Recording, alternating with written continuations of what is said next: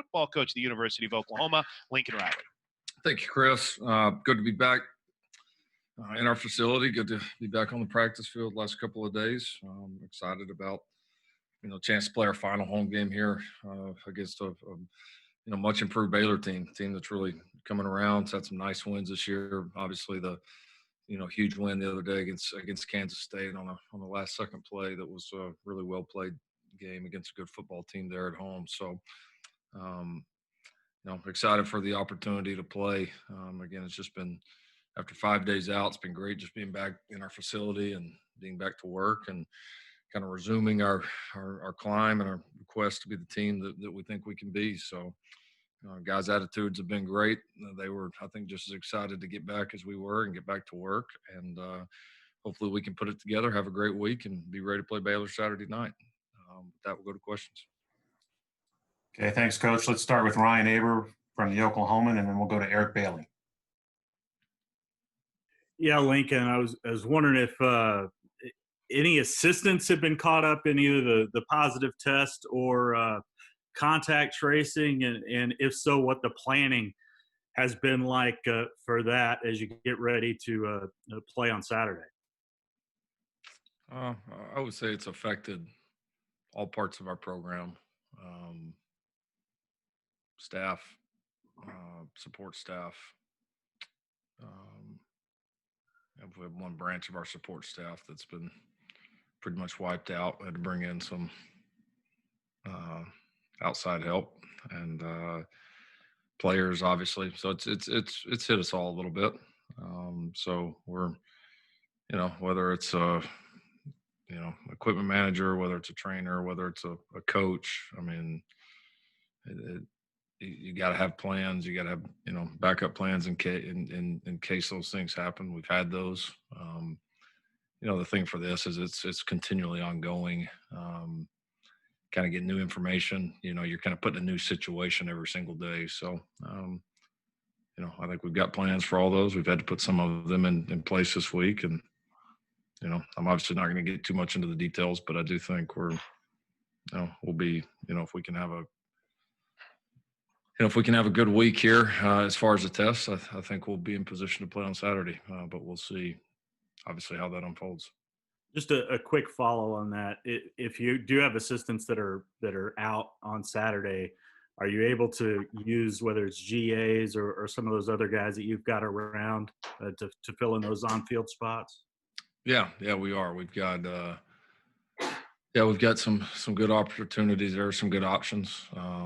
We've got some of our GAs really can already coach, but your quality control coaches who are very limited on what they can do on the field, we've been able to, that's an option that you have,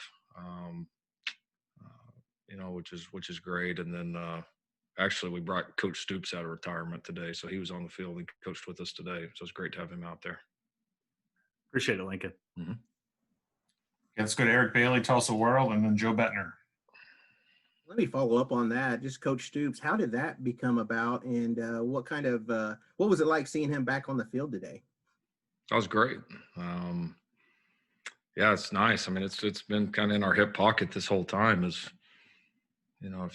we had any staff member that fell off, I mean, we got a Hall of Famer sitting on the bench.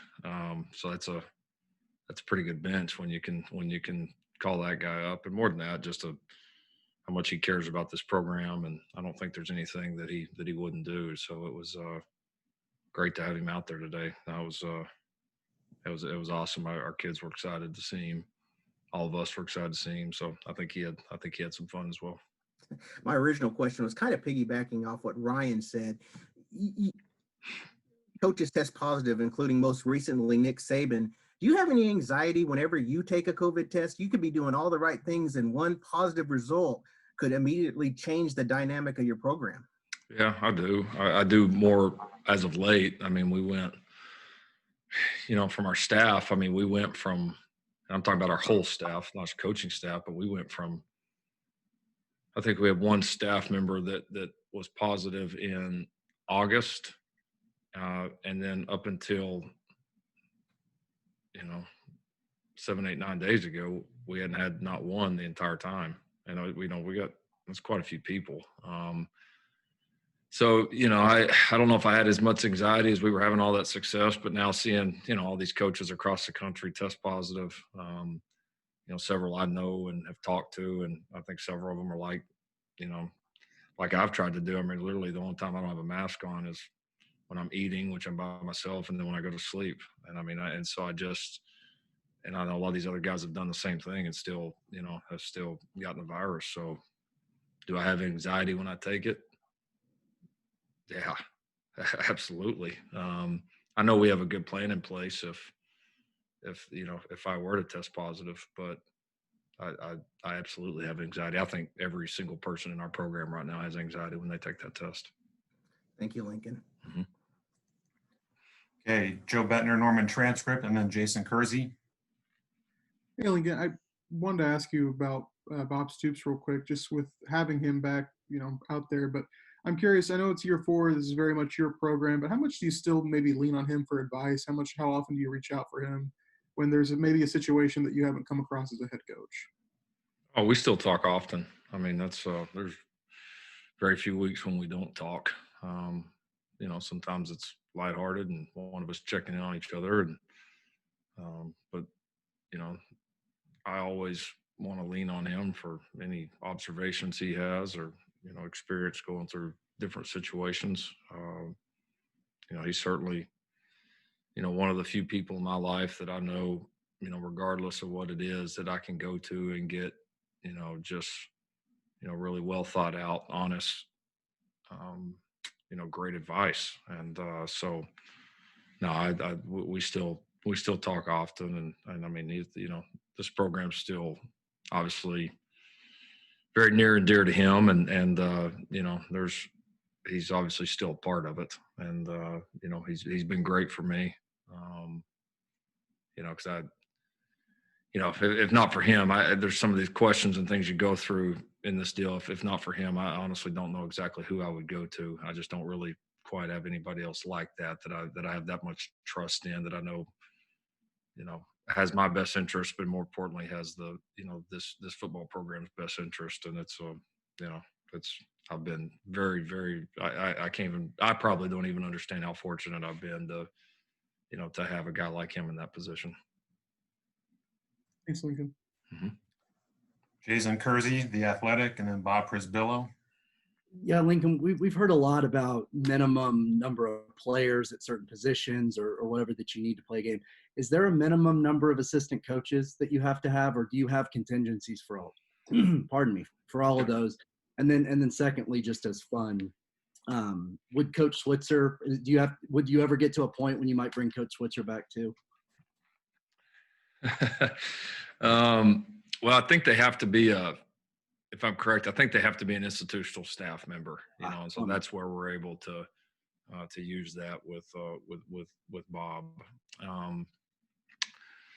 And then as far as the minimum number of coaches, I mean, we do have a lot of contingencies, but I do think there is a point, where it becomes unreasonable. I do know that there's, been several, we know of several throughout the year, including a couple in this league that's been the case, that there really wasn't staff to do it. So, what's the minimum? Probably depends a little bit on who it is, and just kind of the combination of guys. But, I mean, obviously it's going to be hard to play a football game if you can't have a full functioning staff. We'll go to Bob Prisbillo, Sooner Scoop, and then John Hoover. Lincoln, we sort of asked you before, but it is senior day. Have you thought about how you want to handle those festivities? Yep. Have those conversations been a little more difficult this year, knowing they have the option if they want to come back for next year?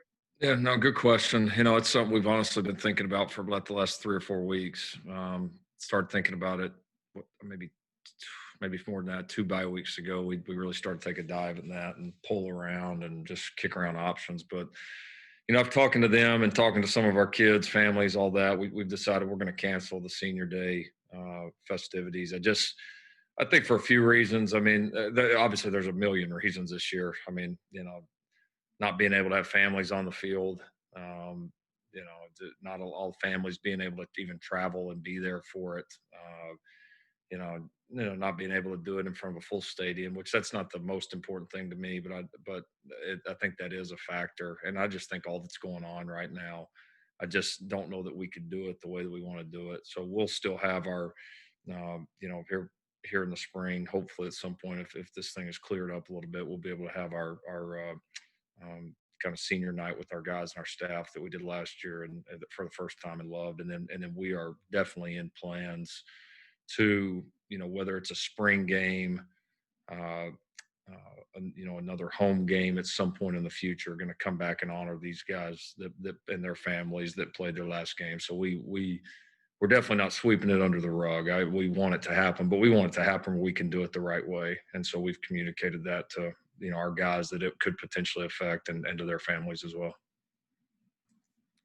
Okay, let's go to John Hoover with SI Sooners and then James Hale.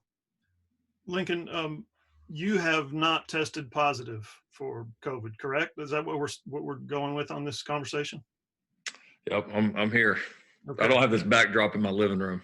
Yeah. Okay, that's good. I'm glad to hear that. So we've talked in the past about your plan of succession on game day, Right. how to proceed without you. Now, this could be problematic for you guys, really, in a handful of schools that head coach could go down because you're the play caller. The offensive identity comes straight from you. So what I'm wondering is, could that be a problem for you offensively? Could that be? I know you trust your guys, but at the same time, this is your offense. Well, it's our offense, and I think it would create some changes for our guys. But those are changes that we've rehearsed. That I feel, again, the hard thing is it's simple to go right on a piece of paper and say, all right, if I get COVID and I'm out, this person's going to do this. We're moving this person to that. We're moving this person to that, and here we go. The hard thing is like, when a situation when you have multiple is, all right, well, what's the plan if you're out and then this person's out and that person's out too, and so it's almost a little maddening to plan for. I mean, we have a kind of structure that we would, or a kind of a set of plans that we would work our way down, but it's just so difficult to say because to me, you got to look at the whole puzzle. And all right, if these couple of pieces are out, how do you put it back together? And so that's what we've attempted to do. We've had a lot of conversations. I think we have contingencies built up quite a bit, but in this year, it's just so difficult to predict, what combination of guys are in or out. And then, what are your answers or your tweaks to offset that? So I am confident in our plan, but at the same time, it's certainly day to day. Thank you. Mm-hmm. James Hale, KREF, and then Brandon Drum. Lincoln, Pro Football Focus says that Oklahoma's playing as well as in the defensive line as just about anybody else in college football. I know this has always been, what you really wanted out of your defensive team, your defensive line, and you hope to change the culture to where you would get really good defensive linemen back in this program. It looks like you've started to do that. You've got a great recruiting class coming in with defensive linemen as well. Do you feel like at this point you've changed the culture, or is this still ongoing a little bit for you? There's no question we've progressed a lot. There's no question about that. From the way our guys are playing right now and producing, and then the quality of players we're being able to recruit and attract. Do you ever sit there and say something's fully changed? I don't know. I do know we're heading in the right direction. We've made a lot of progress. We can recruit players. We can go recruit any defensive lineman in America right now because, there's proof. And now it's not just 1 year proof. It's proof that there's, a major jump in the first year. And then even the second year, up to this point has been better.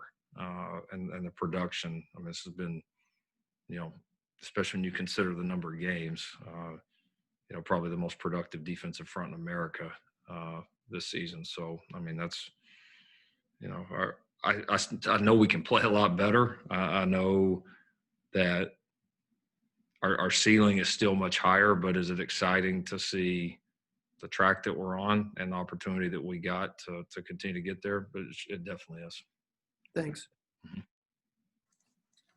Okay, Brandon Drum, OU Insider, and then Cliff Brunt.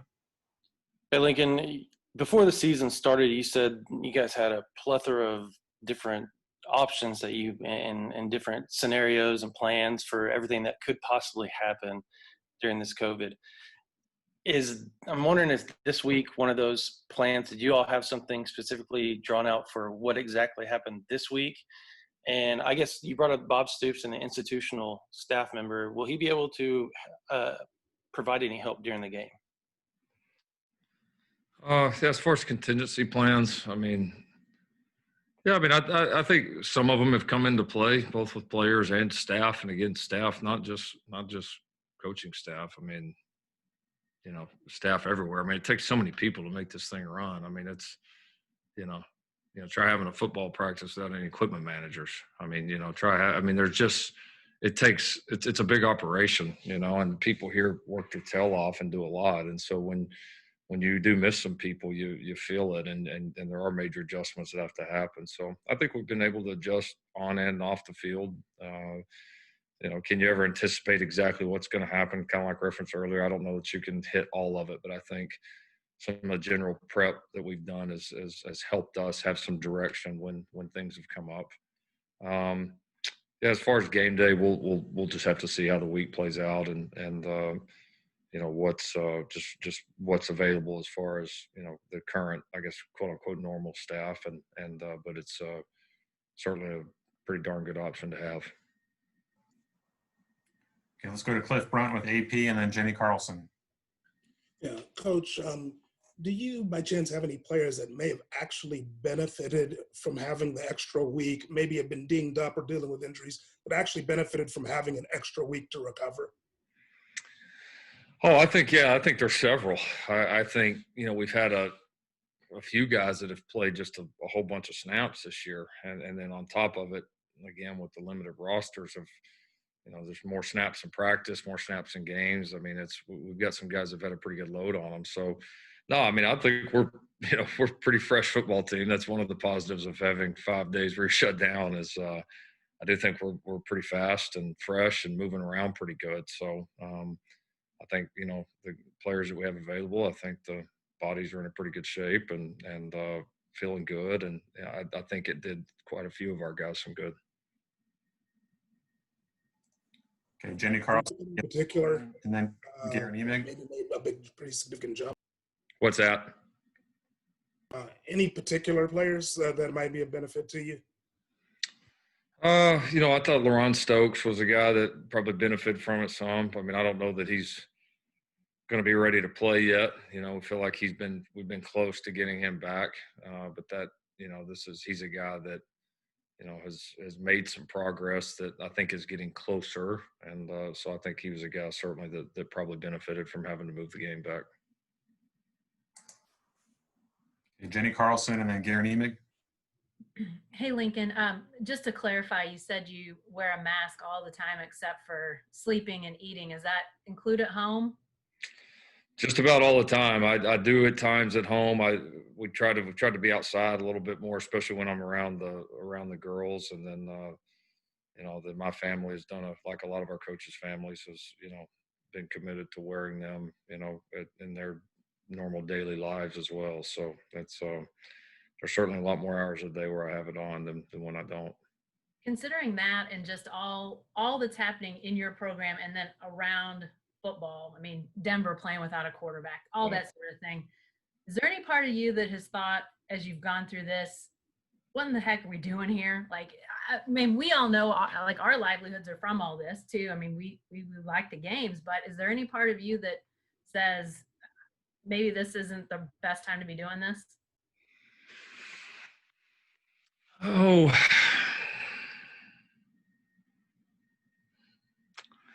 I mean, I think that was more probably a decision for the beginning. I mean, we all decided that we were going to take this on and knew some of the potential challenges that were going to come up with it.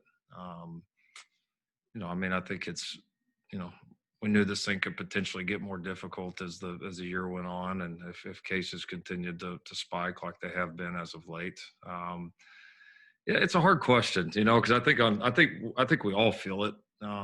There's times where do I feel like that a little bit, maybe. And then there's also times where part of me is like, you know what, this is our world and we can't just totally stop living. I mean, like, this is our lives and we only got so many of these years and so many days and opportunities available. So at what point do you say, well, these opportunities aren't worth it, And so, luckily for us, I know not everybody's been this way. So I certainly don't want to speak generally or speak for anyone, but the people in our program that have had it, we've been fortunate that people have been able to stay safe and they haven't had, lasting effects, lingering effects. A lot of our people have been, if not asymptomatic, pretty close to it. So, and then the flip side, I think you think about as well, if we weren't playing football, what would we be doing? And if you're going by the general population, chances are, if you're still living your life in any other way, you're probably going to get it anyways. So I know that's a long answer. It didn't give you a whole lot of direction. I do feel at times you do kind of sit back and say, man, this is a lot. But, we only get one of these lives too. And so at some point you got to live a little bit too. And I don't know where the right answer is. I don't have that for you. I appreciate that. Mm-hmm.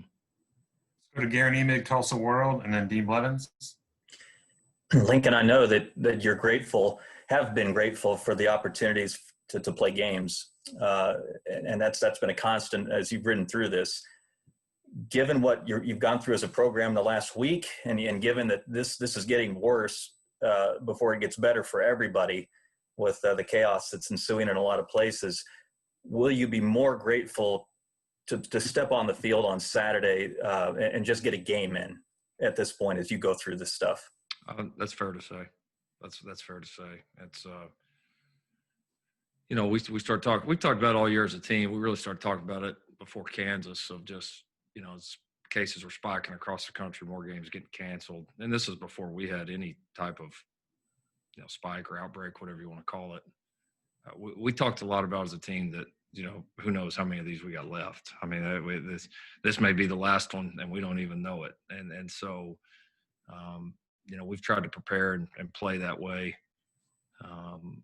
because we don't know. So I do think, what's going on outside and what's gone inside our program the last 10, 15 days, I think that's very fair to say that we've always been grateful. We'd probably be even more grateful this Saturday if this one's able to get played.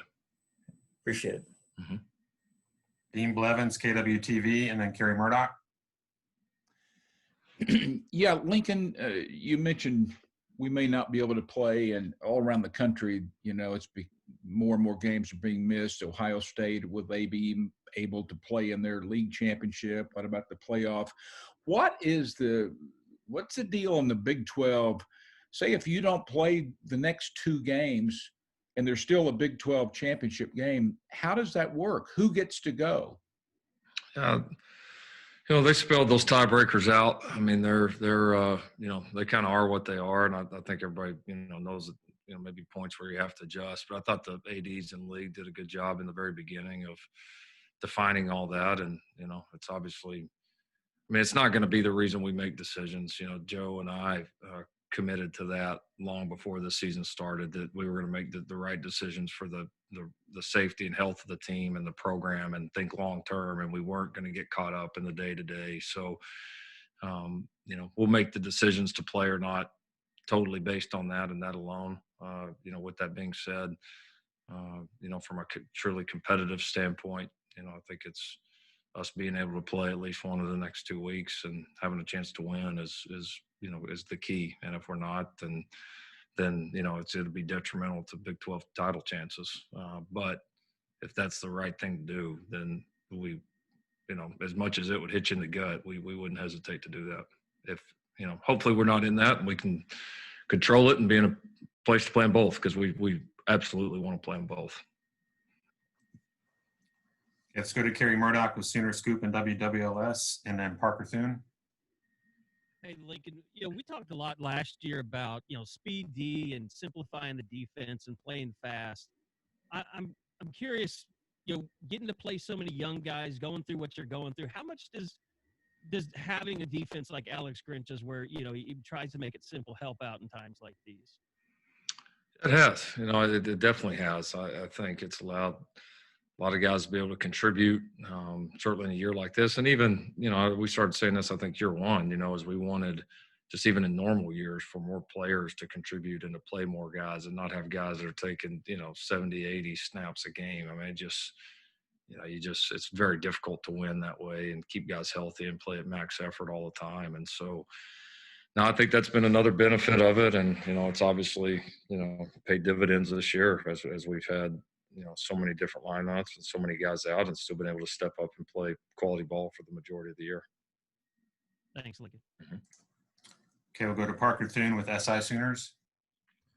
Yeah, Coach. And obviously, as you approach senior night here, got some of the guys on the roster, such as Tanner Schaefer, Spencer Jones, guys that, their impact maybe isn't necessarily felt as heavily on the field, but that are still elder statesmen in that locker room. What can you say about how some of those guys have impacted the program during their time here? Yeah, no, those guys they're so key, and you said it well, doesn't always, show up in the stat book on Saturdays, but those guys have, served so many roles here, done so many, things behind the scene, both on the field, helping bringing along young players, serving the team in whatever need possible. And I don't think there's any really good team and really good programs that don't have guys like that, because you have to have them. They're vital. And so, we certainly have, those two guys, and, certainly a few more that, that have been huge for this team. And whenever they are gone, we'll miss them and need certainly guys to step up in those roles, because